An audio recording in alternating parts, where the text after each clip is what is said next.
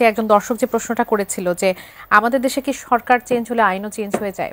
এটা হলো কঠিন সত্য বলছেন, এটাই সত্য যে আজহারুল ইসলামের মৃত্যুদণ্ড হয় শেখ হাসিনা থাকলে, আবার ইউনূস সাহেব থাকলে তার মৃত্যুদণ্ড বাদ দিয়ে মুক্তি হয়। এরকম আরো অনেক আছে।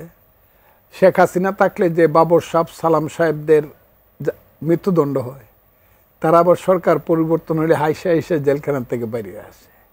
তাই উনি যে কথাটা বলছে এটার মধ্যে বাস্তবতা আছে। সরকার পরিবর্তনের সঙ্গে সঙ্গে বিচার পরিবর্তন হয়।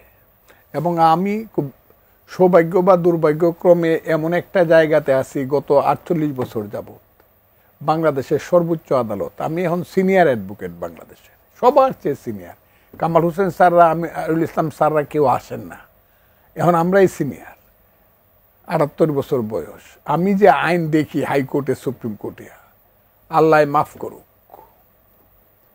Appellate division, high court, supreme court যেটা আছে, আল্লাহ মাফ করুক। যে দেশে বিচার নাই সেটা কোনো দেশ না। সার্বভৌমত্বের জন্য বিচার ব্যবস্থাটা হলো সবচেয়ে নেসেসারি কন্ডিশন।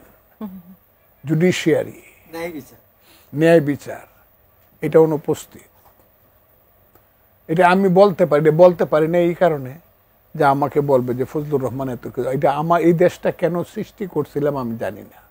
আগে যদি আমি জানতাম যে এই দেশটা সৃষ্টি করলে 54 বছর পরে এই অবস্থা হবে, এটা তো কোনো দেশ না। শেখ হাসিনার আমলে যদি ফেসিজম কেউ বলেছিল আমি স্বীকার করব, আমিও বলছি। স্বৈরাচার ছিল, আমি স্বীকার করব। ইলেকশন ছিল না, লুট ছিল, স্বীকার করব। কিন্তু শেখ হাসিনার আমলে দেশ ছিল, এখন দেশও নাই। This is not a country. এটা কোনো দেশ না, এইটা কোনো দেশ না। আমি আবারও বলতেছি, এইটা কোনো আমার মুক্তিযুদ্ধের দেশ, এটা না। এটাতে কেউ বিপদে পড়লে কে কোথায় যাবে কেউ জানে না। এটাতে কোনো নেতৃত্ব নাই, এটাতে কোনো আইন নাই, কোনো আদালত নাই, এটাতে কোনো জীবনের কোনো নিরাপত্তা নাই, মানুষের কোনো সম্মান নাই, কিচ্ছু নাই এখানে। এখানে মানুষ বাইচে আছে আল্লাহর রহমতের উপরে, নাহলে বাইচে থাকারও কথা না।